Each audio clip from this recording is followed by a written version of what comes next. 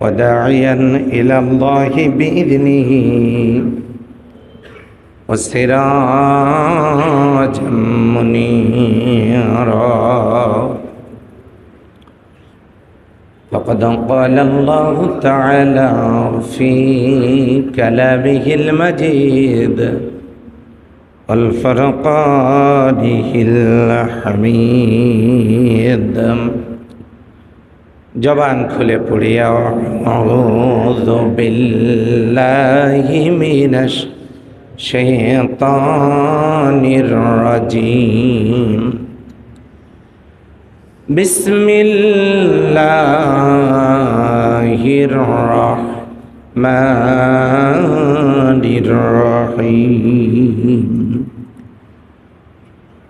لقد كان لكم في رسول الله أسوة حسنة لمن كان يرجو الله واليوم الآخر وذكر الله كثيرا. آمنت بالله. وقال رسول الله صلى الله عليه وسلم من أحب لله وبغض لله وأطاع لله ومنع لله فقد استكمل الإيمان أو كما قال عليه الصلاة والسلام. اللهم صل على محمد وعلى آل محمد كما صليت على إبراهيم وعلى آل إبراهيم إنك حميد مجيد. اللهم بارك على محمد وعلى آل محمد كما باركت على إبراهيم وعلى آل إبراهيم إنك حميد مجيد. الحمد لله. ঐতিহ্যবাহী আলতাবনগর জামে মসজিদে আজকে এই জুমার সালাতে অংশগ্রহণকারী আমার সম্মানিত মুসল্লিয়ান ইকরাম ভাই ও বোনেরা, আমি সকলকে সশ্রদ্ধ সালাম অভিনন্দন জ্ঞাপন করছি আরও একবার। আসসালামু আলাইকুম ওয়া রাহমাতুল্লাহি ওয়া বারাকাতুহু। আল্লাহ তাআলার দরবারে লাখো কোটি সুজুদ ও শুকরিয়া পেশ করছি যে মনিব আমাদেরকে দয়া করে মায়া করে একান্ত মেহেরবানি করে মানুষ হিসেবে সৃষ্টি করেছেন। আলহামদুলিল্লাহ বলবো না? এই আওয়াজে তো হবে না। আল্লাহ আমাদেরকে মানুষ হিসেবে সৃষ্টির সেরা জাতি হিসেবে সৃষ্টি করেছেন, বলেন আলহামদুলিল্লাহ। শুধু মানুষ হিসেবেই সৃষ্টি করেন নাই, মুসলমানের ঘরে জন্ম দিয়েছেন। এজন্য তিনি তো মনে হয় হামদ পাওয়ারই যোগ্য। কি বলেন? মুসলমানের ঘরে জন্ম দিয়েছেন। আল্লাহ আমাদেরকে কীট পতঙ্গ তৃণলতা বানাতে পারতেন, গরু ছাগল বানাতে পারতেন, বানান নাই। মানুষ বানায় কি খারাপ হয়েছে নাকি? তাহলে আলহামদুলিল্লাহ। আল্লাহ আমাদেরকে অন্যের ঘরে, অমুসলিমদের ঘরে জন্ম দিলে আমাদেরকে এই জুমাবারে আসার সুযোগ ছিল না, ঠিক কিনা? তো আল্লাহ মুসলমানের ঘরে জন্ম দিয়েছেন, সেজন্য জবান খুলে বলেন না আলহামদুলিল্লাহ। আরো একটা মজার ব্যাপার, মুসলমানের অনেক সন্তান আছে, মুসলমানের অনেক সন্তান আছে যারা জুমার দিনেও মসজিদে আসতে পারে না, এরকম নাই? আল্লাহ আমাদেরকে কবুল করেছেন, সেজন্য আরেকবার আলহামদুলিল্লাহ। তো আল্লাহ শুকরিয়া যে আমরা সূরা ফাতিহা থেকে শুরু করে আমরা সূরা নহল পর্যন্ত ধারাবাহিক বিষয়ভিত্তিক তাফসীর শুনছি, কিন্তু আজকেও একটু ব্যত্যয় ঘটবে অনিবার্য কারণে, সময়ের বাস্তবতা এবং অনিবার্যতায় একটু ব্যত্যয় ঘটবে। আমাদেরকে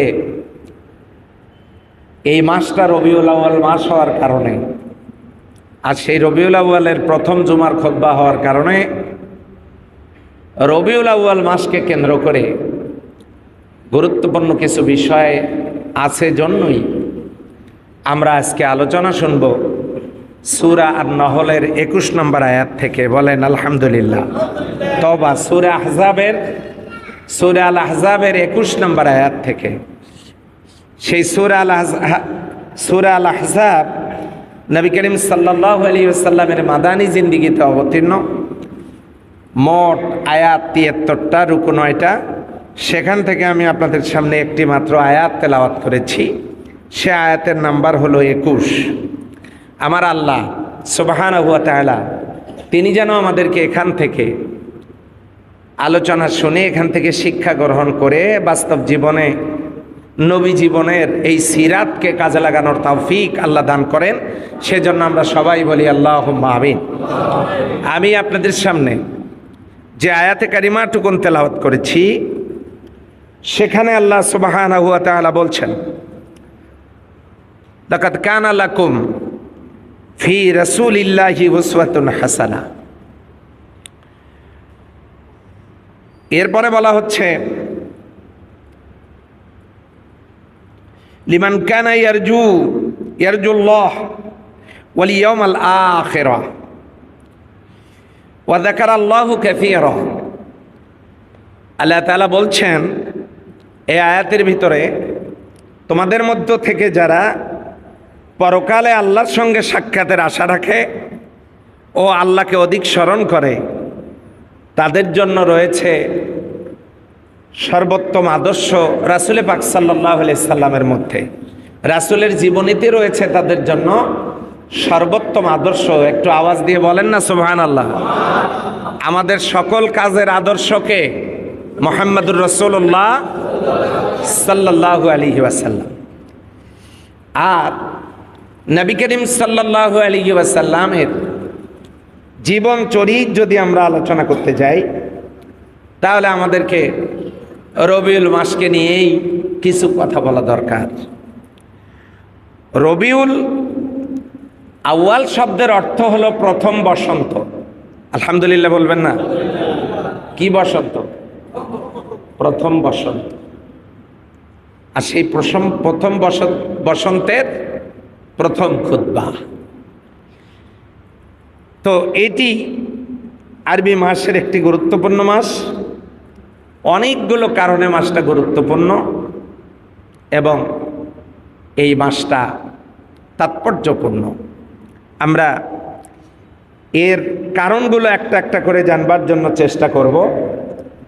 সেটা হলো, গোটা পৃথিবীতে যখন জেহালাতের অন্ধকার গোটা পৃথিবীকে আচ্ছাদিত করেছিল, আইয়ামে জাহিলিয়া, চুরি ডাকাতি, ধর্ষণ, জেনা ব্যভিচারী, নারী নির্যাতন, জীবন্ত কন্যা সন্তানকে কবরস্থ করা, মানুষের গলায় হাতে দড়ি লাগায়া বাজারে নিয়ে গিয়ে বিক্রি করা, কৃতদাস প্রথা, অন্যায়ভাবে কাউকে হত্যা করা, পাশবিকতার স্টিম রোলার চলছিল তদানীন্তন পৃথিবীতে। সমাজ পরিবর্তন অনিবার্য হয়ে পড়ে, কিন্তু কে করবেন এই সমাজ পরিবর্তন? বিশ্বের, মহাবিশ্বের যিনি স্রষ্টা রব্বে করিম রব্বুল আলামিন, তিনি তার পরিকল্পনায় মাতৃগর্ভে থাকতেই যিনি বাবাকে হারালেন, তাকে নিয়েই শুরু করবেন তিনি পরিকল্পনা। দেখা যাক কে এই পরিকল্পনা শেষ পর্যন্ত কোথায় গিয়ে দাঁড়ায়। বাকি আলোচনা আজানের পর। এখন আজান পরিবেশিত। মক্কার সম্ভ্রান্ত বংশ, কুরাইশ বংশের নেতা, তৎকালীন সময়ের ওই জনপদের শাসক আব্দুল মুত্তালিবের পুত্র আব্দুল্লাহ, যিনি যার সাথে বিবাহ বন্ধনে আবদ্ধ হয়েছিলেন মা আমেনা, কিন্তু তকদিরের ভাগ্যলিপিতে লিপিবদ্ধ থাকবার কারণে পিতা আব্দুল্লাহ মা আমেনা তাদের দাম্পত্য জীবনে যখন মা আমেনার গর্ভে শিশু সন্তান বড় হচ্ছিলেন, ঠিক 6 মাস বয়সেই মায়ের পেটে থাকতেই তিনি পিতাকে হারালেন। মা আমেনার কোল জুড়ে এতিম অবস্থায় একজন শিশু এই পৃথিবীতে ভূমিষ্ঠ হলেন, কিন্তু কেউ জানতো না ইনিই হবেন একজন আলোকিত মানুষ, সমগ্র বিশ্ব জাহানের জন্য রাহমাতাল লিল আলামিন। সুবহানাল্লাহ বলবেন না?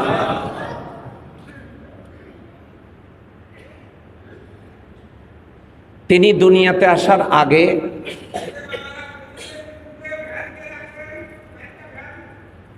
যিনি দুনিয়াতে আসার আগে এবং দুনিয়ায় আসার পরে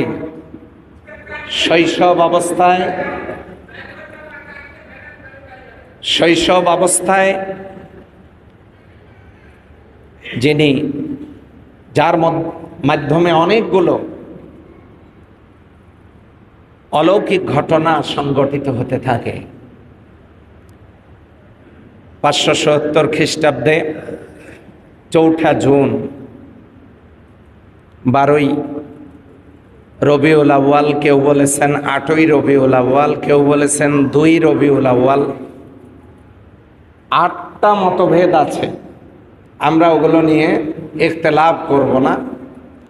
অধিক প্রসিদ্ধ 12ই রবিউল আউয়াল, রোজ সোমবার তিনি এই দুনিয়াতে আসেন। সুবহানাল্লাহ। শৈশবকালে তার অনেক মুআজিজা, অলৌকিক ঘটনা আমরা, মুআজিজা তো হয় নবুয়তের পরে, দুনিয়াতে আসার আগে পরে তিনি যে মহামানব হবেন তার মাধ্যমে অনেক অলৌকিক ঘটনা আত্মপ্রকাশ করতে থাকে। বাবা হারা এই সন্তান ক্রমান্বয়ে বড় হতে থাকে। দেখতে থাকেন সমাজের নির্মমতা, ছোট্ট ছোট্ট বাচ্চারা খেলতেছে, তিনি দাঁড়িয়ে আছেন খেলার মাঠে, অপলক দৃষ্টিতে তাকাচ্ছেন, সেই খেলার মুহূর্তগুলো উপভোগ করছেন। সন্ধ্যা ঘনিয়ে এলো, যার যার বাবা মা তাদের সন্তানগুলোকে আদর করে কপালে ঠোঁটে চুমু দিয়ে বাড়িতে নিয়ে গেল, কিন্তু মুহাম্মদ আমিনকে কেউ নিতে আসে না। প্রায় সন্ধ্যা ঘনিয়ে আসছে, কিন্তু তাকে কেউ নিতে আসে না। আকাশের দিকে মুখ করে চোখের পানিগুলো ছেড়ে দিয়ে অঝর নয়নে তিনি কাঁদতে থাকেন। আহারে, যার যার বাবা মা এসে তাদের সন্তানগুলোকে নিয়ে গেল, কিন্তু আমার বাবা তো আমাকে কোনোদিন নিতে এলো না।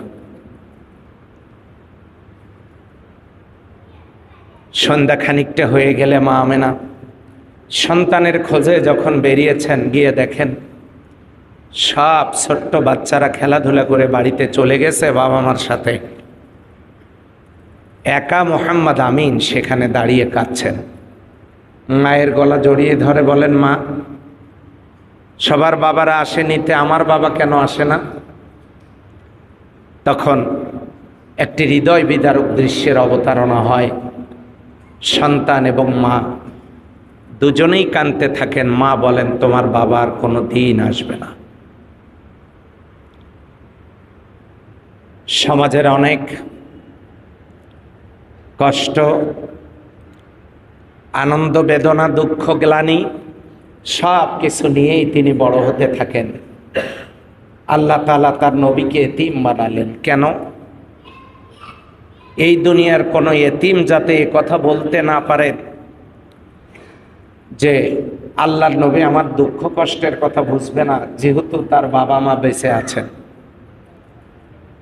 আল্লাহর নবীকে আল্লাহ তাআলা এতিম বানালেন। এরপরে মাত্র 6 বছর বয়সেই তিনি তার মাকে হারালেন। বাবার কবর দেখতে গিয়ে আর ফেরা হলো না। মার পথে অসুস্থ তিনি মারা গেলেন। বাবা হারা, মা হারা এই সন্তান দাদার কোলে আদর যত্নের স্নেহ মমতায় লালিত পালিত হচ্ছিলেন। দাদা বুকের উপরে করে নিয়ে ঘুমান, কিন্তু শিশু মোহাম্মদ আমিন দাদার চোখগুলো টেনে ধরেছে। দাদা তাকে বললেন, তুমি ঘুমাও, আমাকে ঘুমাতে দাও। চোখ টানি ধরলে কি ঘুমানো যায়? তখন এই শিশু মোহাম্মদ আমিন দাদাকে বললেন, দাদা, আমার বাবাকে আমি দেখি নাই। মা আমাকে বাবার কবর দেখানোর জন্য নিয়ে গিয়েছিলেন, কিন্তু আমার মার আমাকে সঙ্গে নিয়ে বাড়ি ফেরেন নাই। তিনি চোখ বন্ধ করেছেন,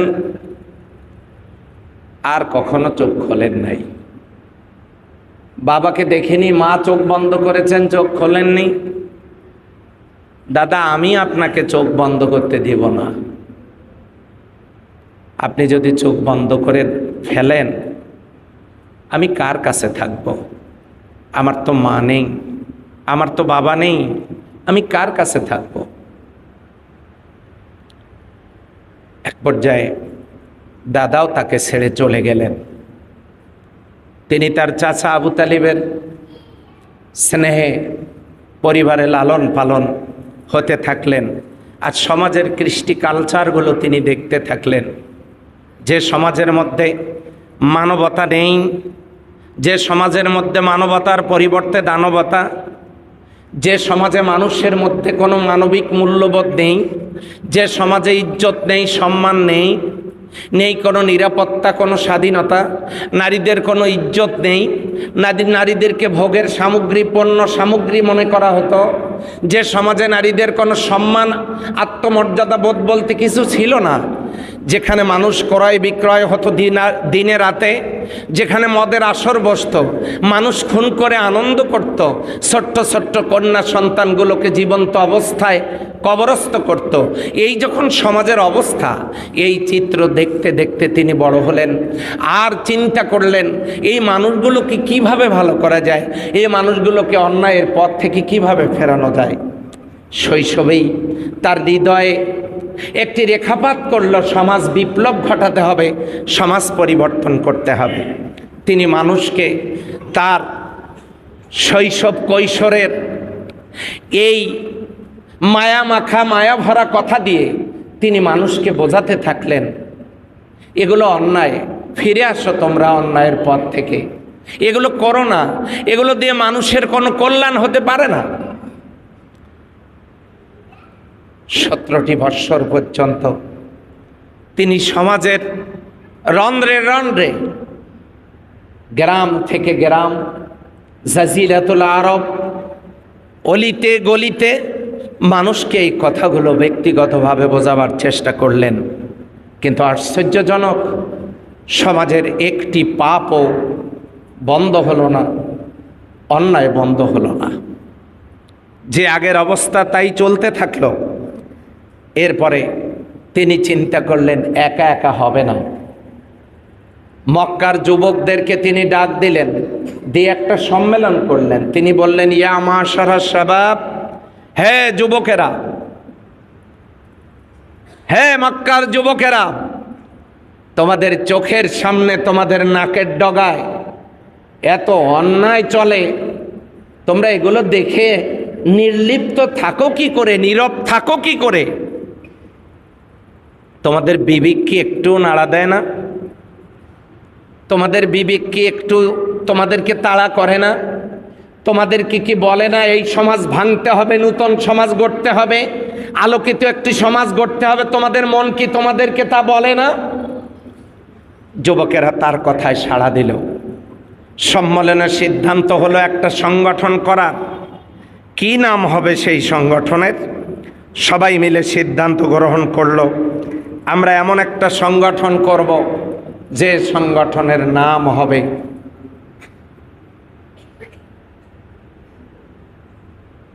আপনারা জানেন হিলফুল ফুজুল। সিদ্ধান্ত হলো হিলফুল ফুজুল গঠন করা হবে। নেতা হবেন কে? তখন মক্কার যুবকদের একজন দাঁড়ালো, যার নাম সরি এই মুহূর্তে নামটা ভুলে গেলাম, সম্ভবত আব্দুল উজ্জা। এক যুবক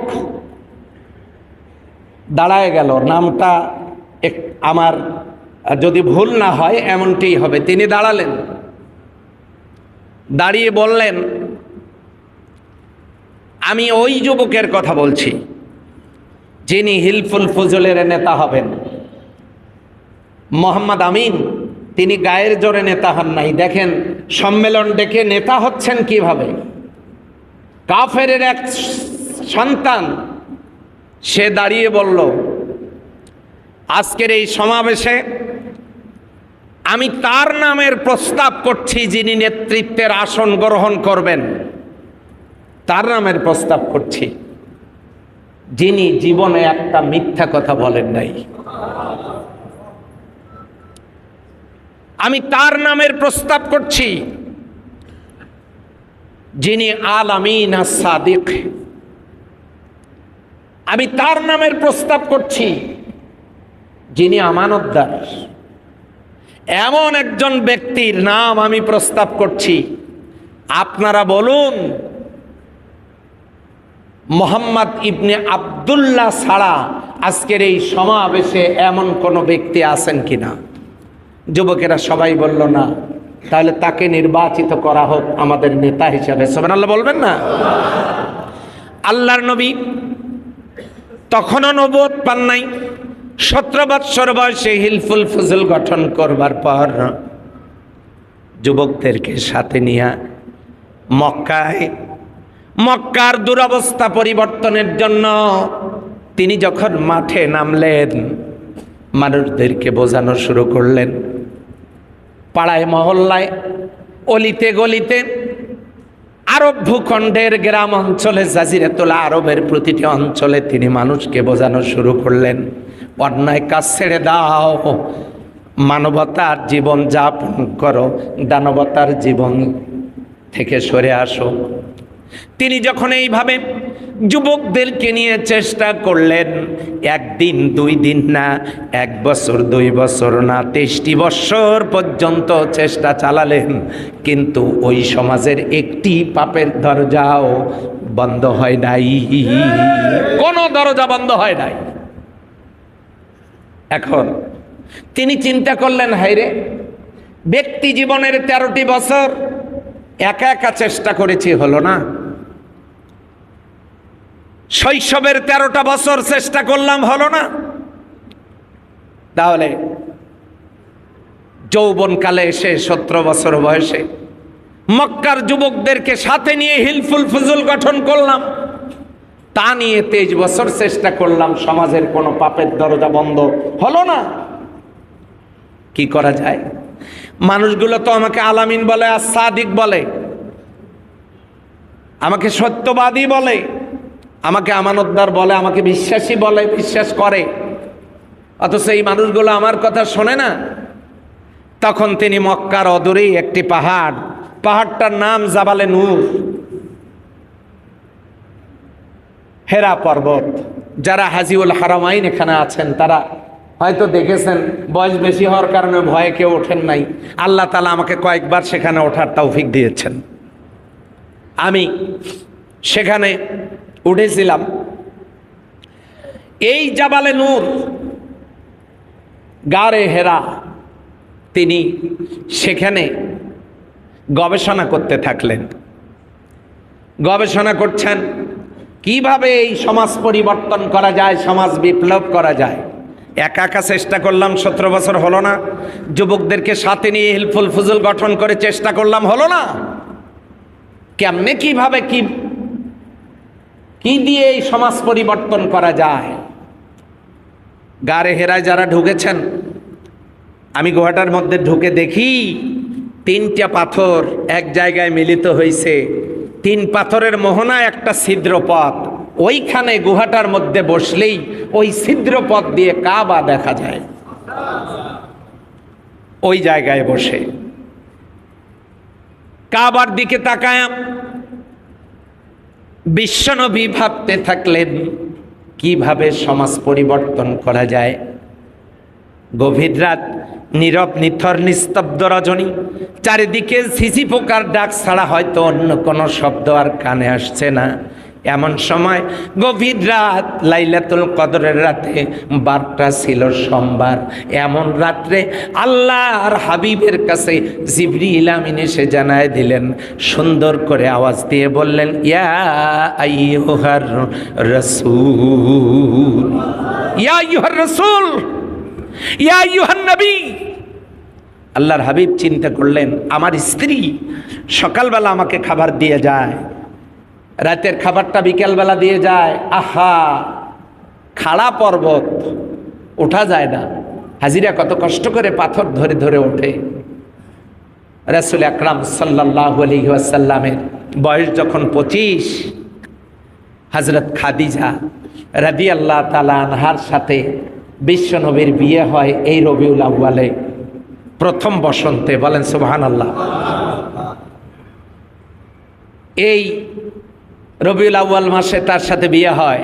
বিশ্বনবী গারে হেরায় স্ত্রী খাবার দিয়ে আসতেছে সেখানে, সকালে বিকেলে। কিন্তু রাত্রিবেলা গভীর রজনীতে কে সে আমারে ডাকে? এতদিন পর্যন্ত গুহার ভিতরে কেউ তো আমাকে ডাকলো না। অপরিচিত কণ্ঠকে আল্লাহর নবী সাল্লাল্লাহু আলাইহি ওয়াসাল্লাম পিছন দিক দিয়া ঘুরে যেই না গুহার মুখের দিকে তাকাইছেন, তাকায় দেখেন গুহার সামনে একটা পাথর, ওই পাথরের উপরে পা, আর আসমান বরাবর মানবাকৃতির কে যেন দাঁড়িয়ে আছে। সুবহানাল্লাহ বলেন। তিনি ভয়ে খানিকটা তটস্থ। জিবরিল আমিন তাকে বললেন, চিন্তার কোনো কারণ নাই, ভয় করার কোনো কারণ নাই, ভয়ের কোনো কারণ নাই। মোহাম্মদ আমিন, আপনি বড় সৌভাগ্যবান। আপনি 17 বৎসর পর্যন্ত শৈশব কৈশোরে চেষ্টা করেছেন সমাজ পরিবর্তনের জন্য, সমাজ বিপ্লবের জন্য। আপনি পারেন নাই। 17 থেকে 40 বৎসর পর্যন্ত টানা 23 বছর আপনি কষ্ট করেছেন যুবকদেরকে সাথে নিয়ে হিলফুল ফুজল গঠন করে, আপনি পারেন নাই। কারণ হলো নিজে একা একা চেষ্টা করেছেন, হয় নাই, হবে না। আর হিলফুল ফুজুল গঠন করে যখন চেষ্টা করেছেন তখন কাফের মুশরিক বিভিন্ন গোত্রের বিভিন্ন মতাদর্শের লোক আলাদা আলাদা চিন্তা নিয়ে এই কাজটা করেছেন, এটাও হওয়ার মতো নয়। আপনি যদি সমাজ পরিবর্তন করতে চান, মানবতার কল্যাণ করতে চান, নিশ্চয়ই আপনি তা চান। আপনার ভাবনাটা খুবই সুন্দর, আল্লাহ তা কবুল করেছেন।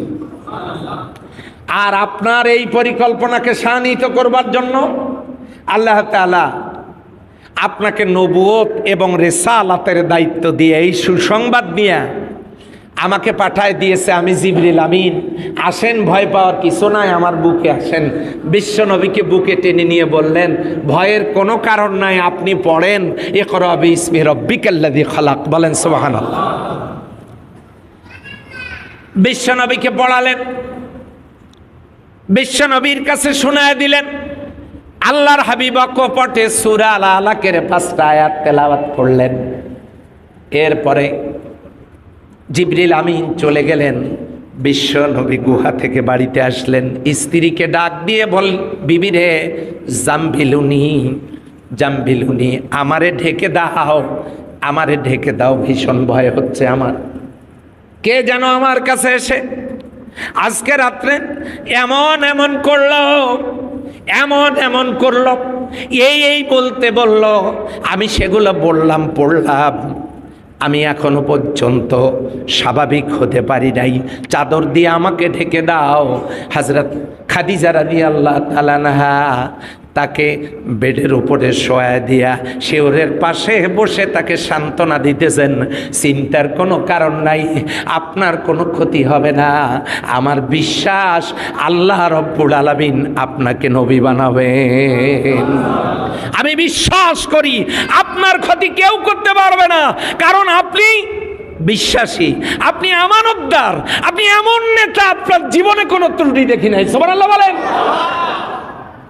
আমাদের সমাজে তো এমনও নেতা আছে নাকি?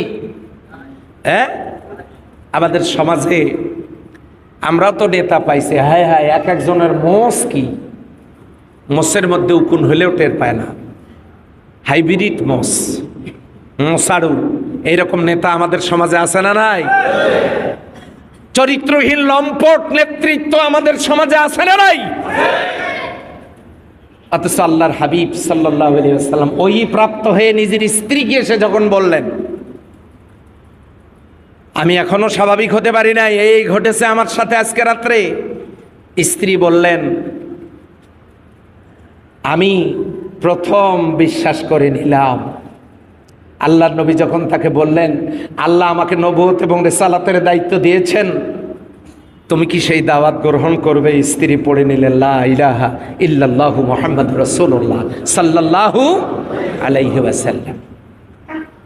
বিশ্বনবীর কাজ শুরু হয়ে গেল। শৈশব কৈশোরের 17 বছর চলে গেছে, যৌবনের 40 বছর পর্যন্ত 23 বছর হিলফুল ফুজুলের চেষ্টা দ্বারা চলে গেছে। সমাজ পরিবর্তন হয় নাই। কোরআন যখন নাজিল হলো, মাত্র 23 বছরে আল্লাহ রব্বুল আলামিন গোটা সমাজটা পরিবর্তন করে জান্নাতের টুকরা বানায় দিয়েছে। সুবহানাল্লাহর আওয়াজ হইল না, আরেকবার বলেন সুবহানাল্লাহ। কি দিয়া? আস্তে বলেন, কি দিয়া? তাহলে এই রবিউল আউয়ালের এ মাসের অনেকগুলো ঘটনা প্রবাহ, অনেক কারণে তাৎপর্য গুরুত্বপূর্ণ। তার মধ্যে 1 নম্বরের তাৎপর্য, এই মাসে আল্লাহর হাবিব এই জমিনে তাশরীফ এনেছেন, বলেন সুবহানাল্লাহ। দ্বিতীয় যে কারণ, এই মাসে বিশ্বনবী হযরত খাদিজাকে বিবাহ বন্ধনে আবদ্ধ করেছেন। যারা বিয়ে করে নাই তারা না হয় সুবহানাল্লাহ বলল না, কিন্তু যারা করছেন তারা তো বলার কথা নাকি?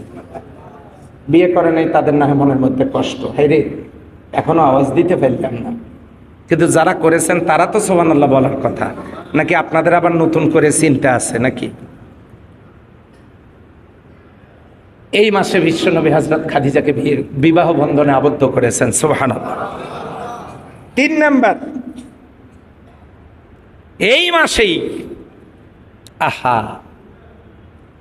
বিশ্বনবী সাল্লাল্লাহু আলাইহি ওয়াসাল্লাম তিনি হিজরত করেছেন। কেন হিজরত করলেন? দেখুন, শৈশব কৈশোরের 17টি বছর মক্কার সবচাইতে জনপ্রিয় মানুষের নাম আস্তে করে বলতে হবে, কে? আরো আস্তে বলেন, পাশের লোক যেন না শোনে, ধীরে বলবেন। তদানীন্তন সময়ে শৈশব কৈশোরের 17 বছরের সবচাইতে জনপ্রিয় শিশু কিশোরের নাম কি? এরপরে 17 বছর থেকে 40 বছর পর্যন্ত টানা 23 বছর আরব ভূখণ্ডের সবচাইতে সত্যবাদী, বিশ্বস্ত, আলামিন আর সাদিক সবচাইতে জনপ্রিয় মানুষটার নাম আওয়াজ দিয়ে বলেন, কে? মুহাম্মাদুর রাসূলুল্লাহ সাল্লাল্লাহু আলাইহি ওয়াসাল্লাম। আকাশের নিচে জমিনের উপরে যার চাইতে মর্যাদাপূর্ণ কোন মানুষ আর নাই। এমন একজন মানুষ 40টি বৎসর পর্যন্ত সমাজের মানুষের কাছে সবচাইতে প্রিয় মানুষ। এই লোকটা কি এমন অপরাধ করলেন 40 বৎসর বয়সে গিয়া গারে হীরায় কোরআন পাওয়ার পর কি অপরাধ করলেন? তার মানে তাকে জানানো হলো আপনি একা একা চেষ্টা করেছেন হবে না, আপনি বিভিন্ন দলের লোকজনকে নিয়ে একত্রে চেষ্টা করেছেন হবে না। মানুষ সৃষ্টি করেছেন আল্লাহ, মানুষের জীবন কেমনে শান্তিময় হবে তাও জানেন কে? সেই আল্লাহ নাজিল করেছেন কোরআন। এই কোরআন দিয়েই মানুষের জীবন পরিবর্তন, সমাজ বিপ্লব ঘটাতে হবে। সেই জন্য আপনি কোরআন দিয়ে চেষ্টা করুন। কোরআন নাজিল যখন হলো আর তিনি যখন ঘোষণা করলেন লা ইলাহা ইল্লাল্লাহ, এই একটা কথা বলার সাথে সাথে মক্কার সমস্ত শিশু কিশোর যুবকেরা, আবাল বৃদ্ধ বনিতা, নারী পুরুষ সবাই বিশ্বনবীর শত্রুতে পরিণত হয়ে গেল। লা ইলাহা ইল্লাল্লাহ। আরেকবার বলেন লা ইলাহা ইল্লাল্লাহ। এখন আমরাও কিন্তু এই কালেমার জিকির করি না করি না? ওই লা ইলাহা ইল্লাল্লাহ আর এখনকার লা ইলাহা ইল্লাল্লাহ শব্দ একই, কিন্তু বোঝার তারতম্য থাকবার কারণে তারা ওই কালিমার কারণে নির্যাতিত নিপীড়িত। আজকে ওই কালেমা না বোঝার কারণে, না বুঝে পড়ার কারণে আমাদের আঙ্গুর বেদনা, আপেল মালটা এগুলো কপালে জোটে। কিরকম? পীরগঞ্জ বাস স্ট্যান্ডের চৌরাস্তায় দাঁড়িয়ে আপনি তাসবিহ একটা হাতে নিয়ে চোখ বন্ধ করে জিকির করতে থাকেন লা ইলাহা ইল্লাল্লাহ, লা ইলাহা ইল্লাল্লাহ। চতুর্দিক থেকে গাড়িগুলো এসে থেমে যাবে, রাস্তায় জ্যাম।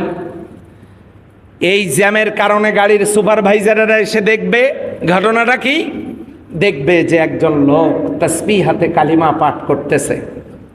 তখন বাসের যাত্রীদের কাছ থেকে ড্রাইভার, সুপারভাইজার সবাই মিলে কিছু টাকা তুলে এই লোকটার কাছে এসে বলবে, বাবা আপনার হাতে ধরি পায়ে ধরি, হ্যাঁ হাতে ধরি পায়ে ধরি, আপনি একটু রাস্তাটা ক্লিয়ার করে দেন, জ্যাম লাগছে, কিছু হাদিয়ে দিচ্ছি, আপনি এটে দিয়ে আঙ্গুর বেদেনা খান, একটু দয়া করে সরেন। লা ইলাহা ইল্লাল্লাহ, আঙ্গুর বেদেনা, মালটা, তারপরে তরমুজ, বাঙ্গি, এগুলো আপনি কিনে খান, এই যে টাকা নেন। এইরকম জিকিরের ভান করা লোকের কাছে এগুলো আসে না? আসে না? ইতিমধ্যেই শুরু হয়ে গেছে এই ভণ্ডদের আস্তানা চুরমার করে দেয়া, এবং এগুলো বাংলাদেশের জমিনে থাকবে না। সমস্ত ভণ্ডদের আস্তানা এবং সমস্ত ভণ্ডদের মাজার সব মাটির সাথে গুলিয়ে দেওয়া হবে ইনশাআল্লাহ। এগুলো রাখা হবে না। সম্মানিত মুসল্লিয়ানে করম, চোখ বন্ধ করে ভান করে, জিকিরের ভান, আর এক একটা পেট কি 700 কেজি ওজনের ট্রামও ফেল, ইয়া পেট এক একটা জন্মের খাওয়া খাইছে। লুঙ্গি পরে পেঁয়াজ দেওয়া লাগে না, লুঙ্গি উপর থেকে ছাড়ি দিলে এমনি আটকে যায়। সুবহানাল্লাহ। এত বড় পেট, ওগুলোর সাথে কোলাকুলি করা যায় না। কোলাকুলি করতে গেলে কোলাকুলি হবে না, হবে পেটাপেটি। বাস স্ট্যান্ডের চৌরাস্তায় চতুর্দিক থেকে গাড়ি থামলে কোনো দরবেশের ভান করে কেউ যদি তাসবিহ হাতে জিকির করা শুরু করে দেয়, লোকেরা গাড়িগুলো থামায়া চাঁদা কালেকশন করে তার হাতে দেবে, হাতে পায়ে ধরে বিদায় করবে রাস্তা ক্লিয়ার করার জন্য। এখন বলেন তো, লা ইলাহা ইল্লাল্লাহ এইটার অর্থ যদি কেউ বুঝত, আল্লাহ ছাড়া কোনো মাবুদ নাই, আল্লাহ ছাড়া কারো আইন মানি না, আল্লাহ ছাড়া কারো বিধান মানি না, আল্লাহ ছাড়া কারো শাসন মানি না, আল্লাহ ছাড়া কাউকে স্রষ্টা মানি না, আল্লাহ ছাড়া কাউরো সার্বভৌমত্ব মানি না। এর নাম হলো লা ইলাহা ইল্লাল্লাহ। এই জিকির যদি কেউ তাসবিহ হাতে নিয়ে চৌরাস্তার মোড়ে দাঁড়ায় করতে থাকে, আল্লাহ ছাড়া কারো আইন মানি না, আল্লাহ ছাড়া কারো বিধান মানি না।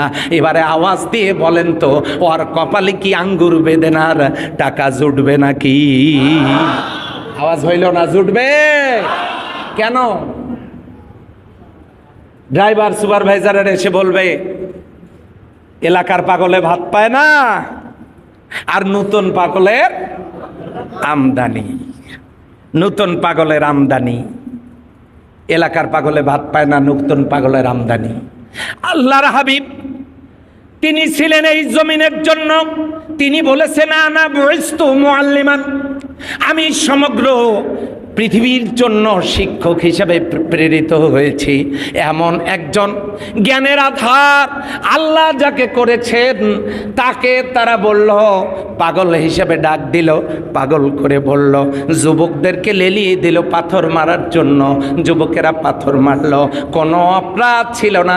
আল্লাহর নবী মানুষের কাছে গিয়ে যখনই বলেছেন লা ইলাহা ইল্লাল্লাহ, সঙ্গে সঙ্গে তার উপরে নির্যাতনের স্টিম রোলার চালানো হলো। আল্লাহর হাবিব বললেন, ও মক্কাবাসী, আরবের একটা নিয়ম ছিল, জরুরি কোনো সংবাদ থাকলে সেই সময় মোবাইল ছিল না, পরনের কাপড় খুলে তারা মাথার উপরে উড়াইতো। মক্কার লোকেরা বুঝতো যে জরুরি কোনো সংবাদ আছে, সাথে সাথে সেখানে হাজির হয়ে যেত। কিন্তু একদিন আল্লাহর নবী পাহাড়ের উচ্চতায় দাঁড়িয়ে তিনি হাতগুলো ঘুরালেন এমনি করে। মক্কার লোকেরা চতুর্দিক থেকে ছুটে এলো। পাহাড়ের পাদদেশে যখন তারা বসলো, আল্লাহর নবী বলেন, তোমরা কি আমাকে বিশ্বাস করো? লোকেরা বলল, হ্যাঁ। যদি বলি পাহাড়ের অপর প্রান্তে আর একদল সুসজ্জিত সৈন্য তোমাদেরকে মারার জন্য অপেক্ষায় আছে, তোমরা কি বিশ্বাস করবে নাকি? লোকেরা বলল, হ্যাঁ বিশ্বাস করব, কারণ তুমি কোনোদিন মিথ্যা কথা বলো নাই, মন গড়া কথা বলো নাই, তুমি আমাদের মাঝে কোনো গোসামিলের আশ্রয় দাও নাই, তুমি যা বলেছো সত্য বলেছো, আমরা বিশ্বাস করব। যদি তাই হয় আগে কেন সংবাদ দিলে না? আমরা প্রস্তুতি নিয়ে আসতাম, ওরা যদি যুদ্ধ করতে এসেই থাকে আমরা মজা দেখাই দিতাম, তুমি কেন তা আগে জানালে না? আল্লাহর নবী বলেন, না গো, আমি শুধু জানতে চাইলাম তোমরা আমাকে কতটা বিশ্বাস করো। লোকেরা বলল, আমরা আপনাকে বিশ্বাস করি, পাহাড়ের অপর প্রান্তে যদি বলি সৈন্য আছে, তোমরা কি বিশ্বাস করবা? তারা বলল, হ্যাঁ, সব কথাতেই হ্যাঁ। এবার আল্লাহর নবী বললেন, হে আমার কওম, যদি বিশ্বাস করো তাহলে শুনে নাও, লা ইলাহা ইল্লাল্লাহু মুহাম্মাদুর রাসূলুল্লাহ সাল্লাল্লাহু আলাইহি ওয়াসাল্লাম। যেই না এই কথা বলেছে, নিজের চাচা আবু তালেব,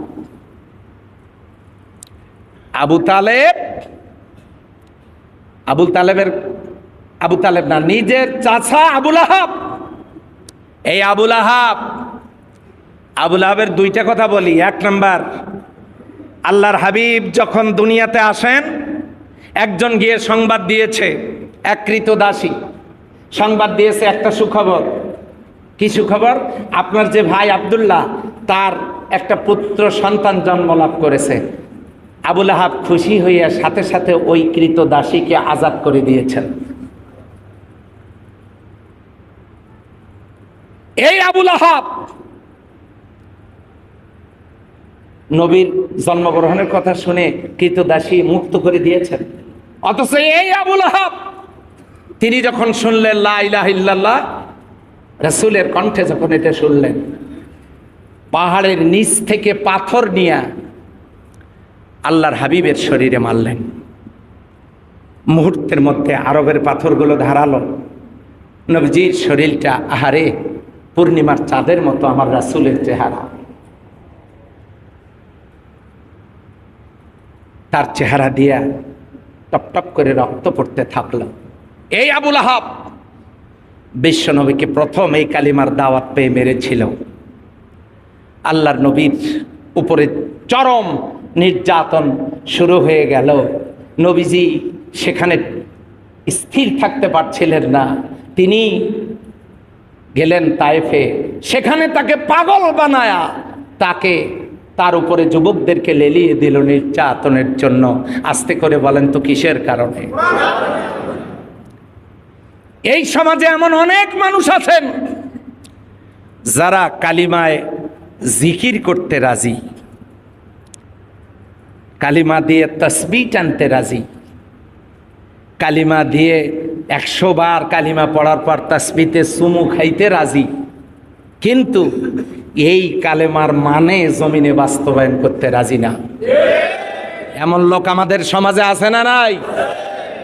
সম্মানিত ভাইয়েরা, নবীজি এই কালেমার দাওয়াত দিতে গিয়ে, এই কালেমাকে জমিনে প্রতিষ্ঠিত করতে গিয়ে জুলুম নির্যাতনের শিকার হয়ে তাকে 3 বৎসর শিয়াবে আমিরের জেলখানায় কাটাতে হয়েছে। ওই জেলখানার স্থানটা আমি নিজে দেখে এসেছি। আল্লাহর হাবিবকে 3 বৎসর সেখানে জেলে আবদ্ধ করে রাখা হয়েছিল। নবীজি এত কষ্ট করেছেন এই কালিমাকে জমিনে প্রতিষ্ঠিত করবার জন্য। এখন কি কালিমার তেলাওয়াত আছে না কালিমা প্রতিষ্ঠিত আছে? আসতে বলেন। এখন কালিমা পাঠ আছে কিন্তু প্রতিষ্ঠিত নাই।